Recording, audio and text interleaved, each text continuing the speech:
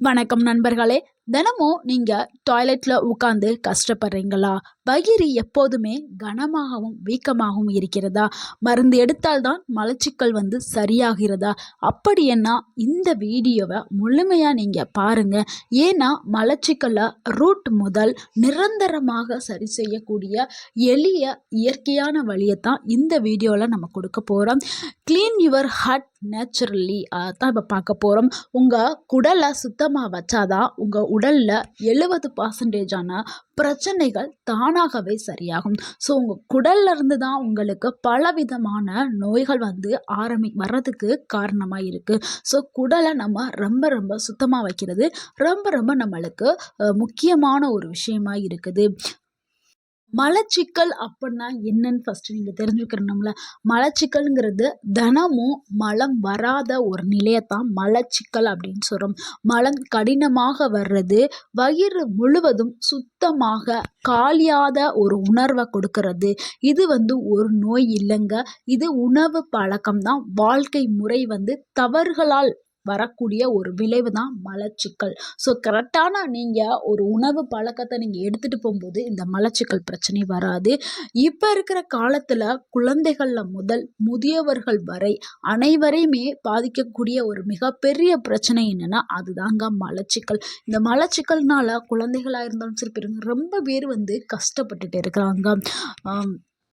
So மலச்சிக்கலுடைய முக்கிய காரணங்களை நம்ம பார்த்துடலாம். அதாவது நார்ச்சத்து குறைந்த உணவுகளை எடுக்கிறது தான் முதல் காரணம். அதாவது நம்ம வெள்ளை அரிசிகளை மட்டுமே, அதாவது அரிசியை மட்டுமே நம்ம உணவாக எடுத்துக்கிறது, மைதா உணவுகள் அதிகமாக எடுத்துக்கிறது, பேக்கரி ஈவினிங் ஆனால் குழந்தைகளுக்கு பேக்கரி ஃபுட்டு கொடுக்கறது, இந்த மாதிரி பேக்கரியிலேருந்து தயாரிக்கப்பட்ட உணவுகளை கொடுத்து அவங்களுக்கு மலச்சிக்கல் ப்ராப்ளத்தை நம்ம உண்டு பண்ணுறோம். அதே மாதிரி ஃபாஸ்ட் ஃபுட் எதுவாக இருந்தாலும் ரெடிமேடாக இருக்கும். அந்த மேகியெல்லாம் இருக்கும். ஈவினிங் குழந்தைகள் வந்தோடனே அந்த மேகியை பிச்சு போட்டு செஞ்சு கொடுக்கறது. ஸோ இந்த மாதிரி செய்ய அந்த குழந்தைகளுக்கு மலச்சிக்கல் ப்ராப்ளம். ஸோ நார்ச்சத்து அதிகம் உள்ள உணவுகளை கொடுக்கணும். அடுத்து 2வது காரணம் என்னென்னா தண்ணீர் குறைவாக குடிக்கிறது. தினமும் நம்ம 2.5 லிட்டர் தண்ணியிலேருந்து 3 லிட்டர் தண்ணி கண்டிப்பாக குடிக்கணும். அப்படி நம்ம குடிச்சிட்டு வந்தோம்னா மலச்சிக்கல் ப்ராப்ளம் சரியாயிடும். அடுத்து டாய்லெட் அழுத்தத்தை அடக்கிறது. அதாவது டாய்லெட் இப்போ வருது, ஆனால் என்னால் இப்போ போக முடியாத ஒரு சுச்சுவேஷனில் இருக்கேன், அடுத்து போய்க்கலாம் அப்படின்னு சொல்லிட்டு டாய்லெட்டை போகிறத அடக்கி வைக்கிற அந்த மைண்ட் செட், அப்படி அடக்கி வைக்கும் பொழுது அங்கே மலச்சிக்கல் உண்டாக ஆரம்பிச்சிடும். ஸோ உங்களுக்கு எப்போ டாய்லெட் வருதோ அப்போ உடனே போயிடணும். அடுத்து 4வது காரணம் என்னென்னா உடல் இயக்கத்தில் இருக்கணும். இயக்கம் இல்லாத ஒரு வாழ்க்கையை வாழ்கிறவங்களுக்கு கண்டிப்பாக மலச்சிக்கல் ப்ராப்ளம் வரும். ஏன்னா நம்ம உணவை மட்டுமே சாப்பிட்டுட்டு இருக்கோம், ஆனால் அதுக்கான இயக்கம் அங்கே இல்லைன்னா கண்டிப்பாக வரும். அதனால தான் நடைப்பயிற்சி ரொம்ப ரொம்ப முக்கியம். ஸோ நடைப்பயிற்சி அந்த நடக்கிறது இல்லைன்னா அங்கே மலச்சிக்கல் வந்துடும். ஸோ நீங்கள் சாப்பிட, உட்கார, படுக்க, டிவி பார்க்க இந்த மாதிரி இருந்தால் மலச்சிக்கல் ப்ராப்ளம் வரும். சாப்பிட்ட உடனே கொஞ்சம் நேரம் வாக்கிங் போகணும், சுடு தண்ணி குடிக்கணும், இந்த மாதிரிலாம் பண்ணணும். அடுத்து 5வது காரணம் என்னென்னா அதிகமாக மருந்து சாப்பிட்றது தாங்க. நிறைய பேர் என்ன பண்ணுவாங்கன்னா வயது காரணமாக பெயின் கில்லர் எடுத்துக்குவாங்க, அந்த வலி மாத்திரை எடுத்துக்குவாங்க. இப்போ முட்டுக்கால் வலிக்குதா உடனே ஒரு மாத்திரையை போடு, கால் இடுப்பு வலிக்குதா ஒரு மாத்திரையை போடு. ஸோ ஒவ்வொன்றுத்துக்கும் ஒரு மாத்திரையை போடும் பொழுது அவங்களுக்கு என்ன ஆகுதுன்னா இந்த மலச்சிக்கல் ப்ராப்ளம் வர ஆரம்பிச்சிருது. அதாவது அந்த ஹேபிட் குறைஞ்சி என்ன ஆகும்னா குடலுடைய இயக்கத்தை இயங்குறத மெதுவாக்கிடும். ஸோ இந்த மருந்து எல்லாம் சேர்ந்து உங்களுடைய குடல் இயற்கையாக வேலை செய்கிறத ரொம்ப ஸ்லோவாக்கி விட்ரும். ஸோ அதனால் மலச்சிக்கல் ப்ராப்ளம் வரும். இது நிறையா வயதானவர்களுக்கு வரும். குடலை ஆரோக்கியமாக வச்சுக்கிறதுக்கான முக்கிய காரணங்களை பார்த்துடலாம். ஆனால் நம்ம கண்டிப்பாக நம்ம குடலை ஆரோக்கியமாக வச்சுக்கிட்டாதான் நம்ம நோய் இல்லாமல் வாழ முடியும். நம்ம உடலில் 70% இம்யூனிட்டி கொடுக்குது, 90% செரிமானத்தை கொடுக்குது, 80% ஹாப்பினஸ் ஹார்மோன்ஸை கொடுக்குது. இது அனைத்துமே குடலில் இருந்து தான் வருது. பார்த்துக்கிறங்க, நம்மளுடைய அனைத்துமே நம்மளுடைய குடலில் இருந்து தான் வருது.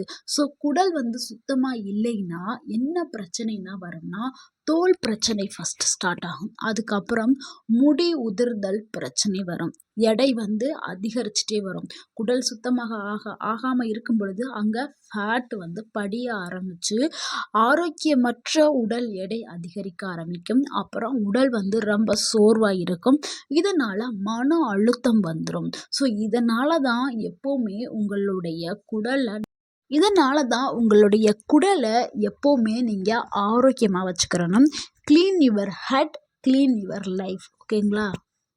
மலச்சிக்கலை நிரந்தரமாக விரட்டுறதுக்கான 7 இயற்கை வழிகளை தான் நம்ம இப்போ பார்க்க போகிறோம். அதில் முதலாவதாக இருக்கக்கூடிய வழி என்னென்னா, காலையில் நீங்கள் எந்திரிச்ச உடனே இந்த தண்ணியை நீங்கள் குடிச்சிங்கன்னா உங்களுக்கு மலம் வந்து சடன்னு வெளியில் போக ஆரம்பிச்சிடும். இதுக்கு நீங்கள் 1 டம்ளர் வெதுவெதுப்பான தண்ணீரை எடுத்துக்கிறணும். அதுக்கப்புறம் நீங்கள் அரை எலுமிச்சை சாறு, அதாவது ஒரு பழத்தை 2ஆக நறுக்கி அதில் அரை இதை மட்டும் ஆட் பண்ணால் போதும். இது கூட 1 சிட்டிகை உப்பு, அது என்ன உப்புன்னா ராக் சால்ட். அந்த ராக் சால்ட்டை தான் நீங்கள் ஆட் பண்ணணும். இதை நீங்கள் சேர்த்துட்டு நீங்கள் குடித்த உடனேயே உங்கள் குடலை எழுப்பும். மலத்தை வந்து ரொம்ப மென்மையாக்கி நேச்சுரலாகவே லாக்டிவ் போல் வேலை செஞ்சு அதை வெளியில் தள்ளுறதுக்கு இது உதவி பண்ணுது. அடுத்து 2வது வழி என்னென்னா, நார்ச்சத்துக்கள் நிறைந்த உணவுகளை எடுக்கணும்.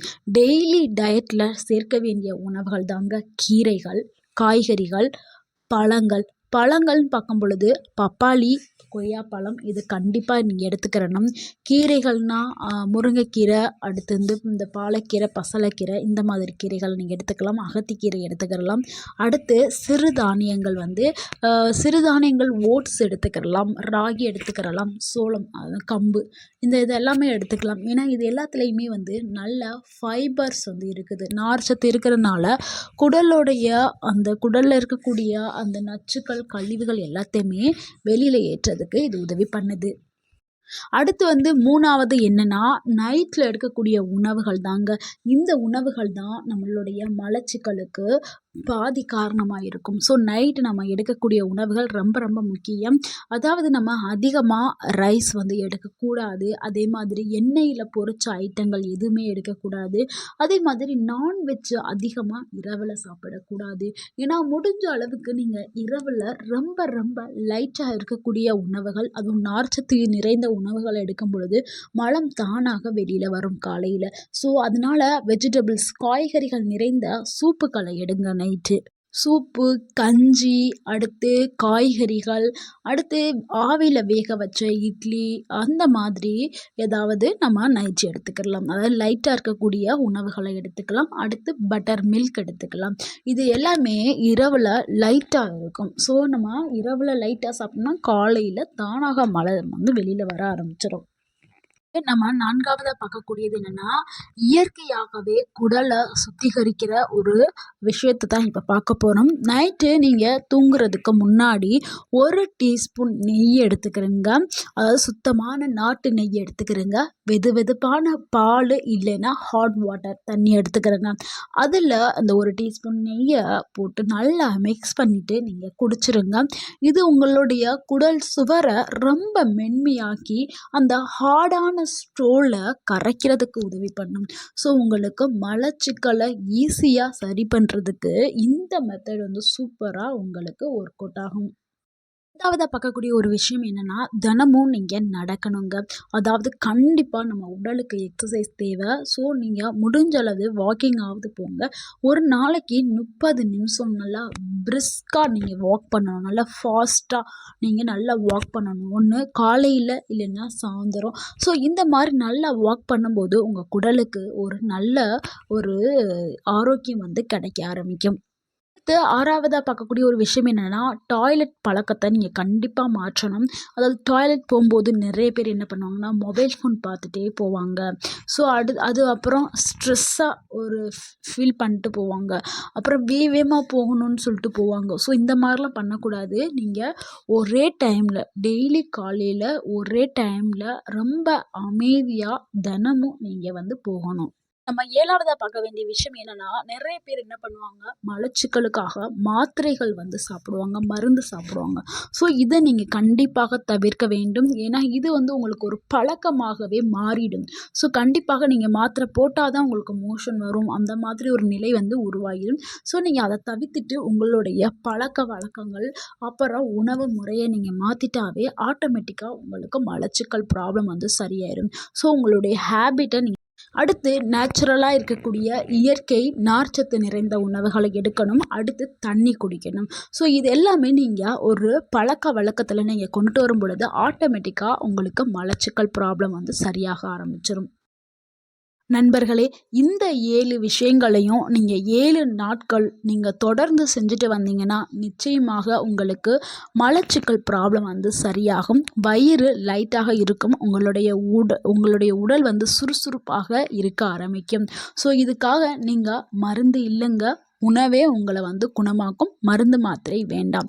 ஸோ உணவே உங்கள சரி பண்ணிரும். ஸோ இந்த வீடியோ உங்களுக்கு பயனுள்ளதா இருந்திருந்தால், இந்த வீடியோக்கு ஒரு லைக் பண்ணுங்க. இந்த வீடியோவ உங்களுடைய ஃப்ரெண்ட்ஸ் அண்ட் ஃபேமிலிக்கு ஷேர் பண்ணுங்க. மறக்காம எங்க சேனல சப்ஸ்கிரைப் பண்ணுங்க. எங்களுக்கு சப்போர்ட் பண்ணுங்க. கமெண்ட் பண்ணுங்க. தேங்க் யூ ஃபார் வாட்சிங்.